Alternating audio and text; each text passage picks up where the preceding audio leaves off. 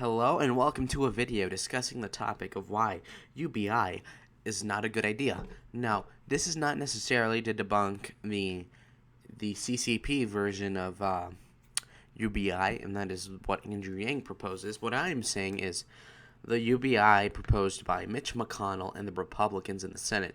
Now, I think that Trump is open to doing this as well. And what we see is the evolution of what we need to do, economically speaking, in a Keynesian sense, to stimulate the economy while it is in a depression, kind of a symptomatic pressure here because of the certain epidemic that's going on. But, anyway, look, UBI is on the premise that we're going to give people money and then they're going to be able to spend that money on anything they want, which proposes that it'll stimulate the economy. Now, the problem is that when you look at the fundamentals of the economy, it was going well up until, this happened, right? So let's take January 29, 2020.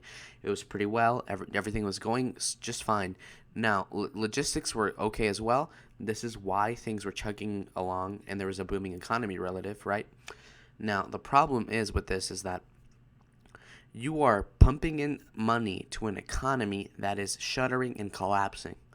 The natural order of things would say that it's going to collapse and it'll come back when with the sickness going away.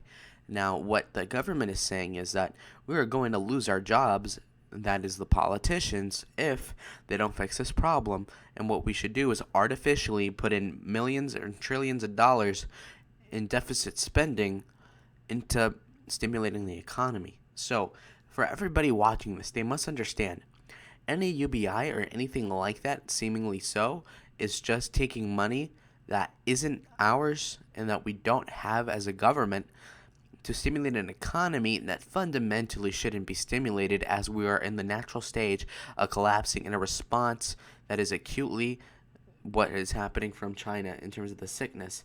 Now, I believe that okay, where are we getting the money from? You look in, and we have over $20 trillion in debt. We have $1 trillion deficit. That is with the economy going well. When we're going to shut down the government for a month or two, productivity, we're going to lose over $2 trillion at that point, which is exactly why we need the economy back and running. But until then, we are going to see millions of people unemployed and hours cut for everybody. What does that mean? So Donald Trump at first proposed doing a payroll tax. Now, that payroll tax cut is supposed to be temporary, and he was supposed to suspend the tax or cut it by 1% or 2%. Now, what this would do is hurt Social Security, and it hurt all the things that it funds, Medicaid, etc. All these things would be losing money, losing their potential for solvency in the future, and cutting the rate where, people say, okay, well, Social Security will run out by, let's say, 2034. If you were to suspend that payroll tax for a year or however long this takes, you would cut it down by, let's say, another year. So that it hurts those. But not only that, but payroll taxes are based on the money you get from your job, which means if you're unemployed because of this sickness, and you get fired and you get laid off, then what's the point of suspending that? You're not going to get any of that tax hit. You're not getting any relief at that point if you don't keep your job, which is out of your hands, right? So then what does the government do? Okay, well, shelving that UBI. What is UBI? Well, there's a precedent for this. The government under George W. Bush during the economic recession of 2008 gave a rebate or a tax credit, basically a check from the government of $300 to $600 ostensibly, right? Depending if you're married, dependency, whatever. Anyway, that money was supposed to offset the cost in the oil that was going up really fast, which would have hurt consumer gasoline prices dramatically. Now, remember, the gasoline was over $4 back then, and for perspective, and now it's half of that, basically at 2 something, depending on where you live, of course, with the gasoline taxes being appropriated too. But anyway, the point is that was only a supplemental type thing, and a lot of times what Bush was expecting was that, under Keynesian economics, people that get money from the government will spend it, and then that'll stimulate the economy. Well, what they did was, because everybody was losing liquidity on everything, they were losing equity, everything. Why would you spend? Why would you You know, George Bush said, "Don't be afraid to spend on your credit card." That's the problem. People don't want to spend the money exactly, especially when there's low consumer confidence. You're going to want an economy that is going to reject stability. That the government's supposed to say everything's going to be fine, so spend the money. But since the situation says that it's only going to get worse, people are going to keep the money for later, or they're going to buy toilet paper. That's going to hurt the logistics of the free market anyway. Okay, so on to the next. Now we're in 2020. This is over 10 years removed, and we are looking at a stimulus package, which the government, for example, under Chuck Schumer, the Senate Democrats want a bill that is more so like what the Obama stimulus package was, which was the George Bush stimulus package. That was going to do more shovel-ready jobs, and it was supposed to have a more government hand-to-hand involvement in the private sector to help people, whereas the Republican plan is just giving people money for no reason. Now, the reason is obvious, but what I'm saying is that there's no literal thing that is causing them to get paid. They're not working, they're not doing anything. That's the point. So that's what I'm saying. We're losing trillions of dollars in GDP. So that means that the government's going to be shortfalling $2 trillion of tax base, which means that they're going to have a increased deficit of 50% plus that UBI. We're going to increase the debt this year by over double, I believe, if things are projected to be how they are going so far. And that is to say that we are really getting screwed here, economically speaking, and we're going to pay a lot of interest on this debt. Now, what does the government do to supplant this and to stimulate the economy? Is with the UBI, the federal chairman, Jay Powell, decided under Trump's pressure to cut the interest rates to zero. Well, Trump says, well, Japan does it, Germany does it, we should do it to make ourselves competitive. See, the problem with that is that, well, yes, temporarily, that does help stimulate investment. Why would you invest in an economy that is getting worse right now? What Trump did might have made sense in 2018 when everything was going just fine. Now, you see that everything is shutting down. Why would you invest your money? Are you stupid? That is the point. That is the problem with cutting the interest rates. But not only that, we're incurring a ton of debt because of that UBI bill that may or may not get passed soon. And that is exactly what we need people to buy treasury bonds for. Well, who's going to buy our national debt when the interest we're paying on that debt is nothing? It's zero. Why would you invest in the government loans or the government loaning the money, basically?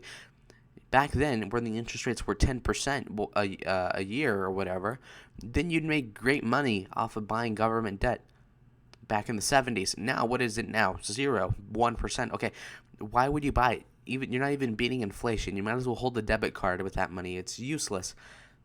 No gains. Basically, nobody's going to want to buy your debt. That's why places like Germany focuses on not having a deficit and has a deficit break of negative 0.35% because they're trying to not incur debt because nobody wants to buy any more debt from a country that has no interest rates, so no profit off of getting loans from the government. That is the point. Japan, its economy is stagnating and it's in a huge bubble because of the population aging and because, like I said, they're having a deflationary byproduct of cutting the interest rates in their local country. That's what we're going to have. And we're coupling this with the economic recession, depression, whatever you want to call it, and that's obviously going to kill us. And I think that cutting the interest rates is wasted ammunition. Where are you going to go from 0% interest rates? Negative? That's ridiculous. Not only that, but we used to work on the basis of, okay, interest rates, 10%, cutting it to 3%. That's a big deal, but at least we can go lower than that. We're at 0. We're running out of ammo with the Fed. But not only that, but let's go into this. That UBI is scaled wrong. Why? Well, if you make 75 grand and you're an individual, you get paid you get paid thousands of dollars, right? But if you're making 80 grand, like Matt Walsh said, this YouTuber that at the Daily Wire, that if you make just above what those rankings are, those arbitrary numbers are set, you are paid nothing, right? So if you're a family man of 6 and you're making $150,000 and you lose your job, but you're not getting anything. But if you're a single guy that makes 60 grand, you're getting money for whatever reason, even if you work from home. I mean, really? Really? And if you work from home, you're really not getting hurt as much. But the government, under Mitch McConnell, that bill does not cover that. And you would think that the Republicans would be more sensitive to the taxpayer, but they're clearly not. And then we're running off of the assumption that in 2018, your tax returns are very similar to what you're making now, which in a lot of cases for the businesses are not. When they're really tanking and they're really suffering, we need to assess what their current number is, which means it means testing. Using these old numbers is arbitrary insofar as we're going to lose a lot of people that go through that welfare net, which is the UBI anyway. And also, this all goes to the overarching point. The economy does not warrant a UBI. This is part of a cycle, and I get it. Donald Trump wants to get reelected, but at what cost? He's really, really, really setting us up for a bad economic future in the not too distant future. He's gonna really have to clean up a mess, and just injecting heroin into the system, injecting steroids into the system, won't solve anything fundamentally speaking. He's done this before with the Social Security. He never fundamentally fixed it at all.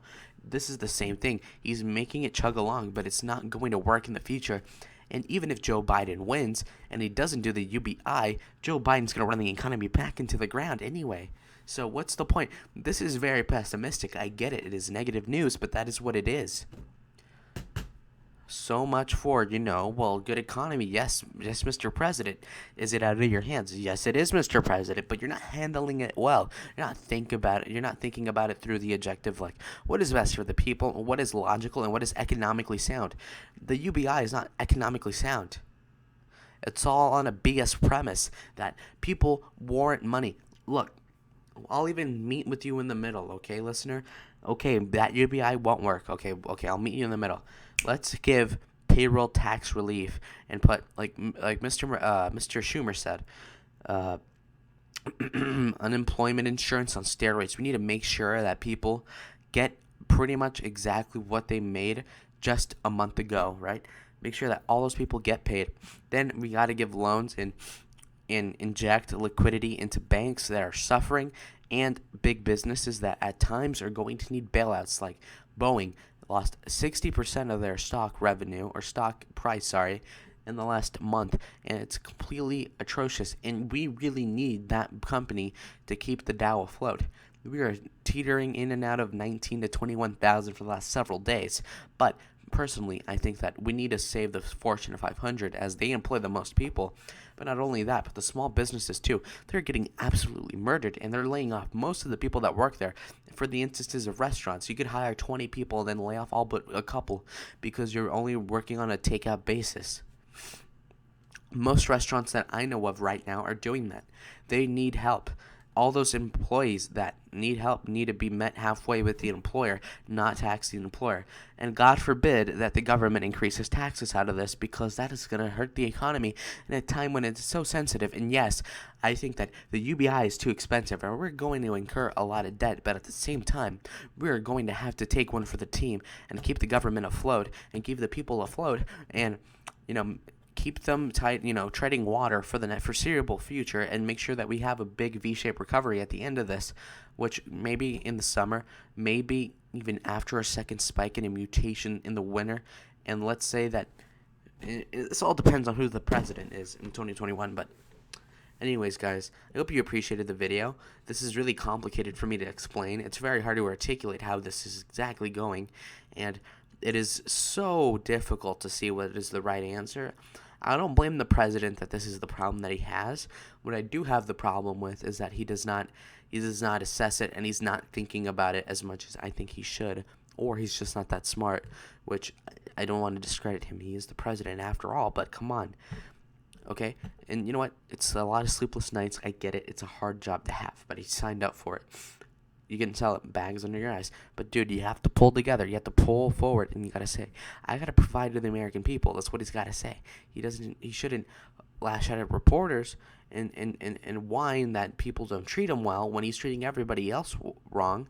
And he's acting like a girl on her period. And, we got to really tamp this down.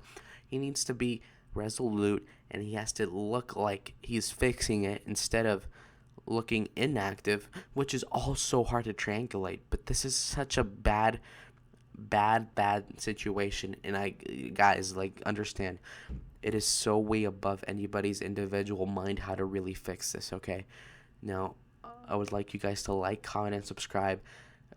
Comment on what you think, your disagreements, etc. Thank you guys for watching. I really appreciate it. This is so hard to articulate. Okay, bye.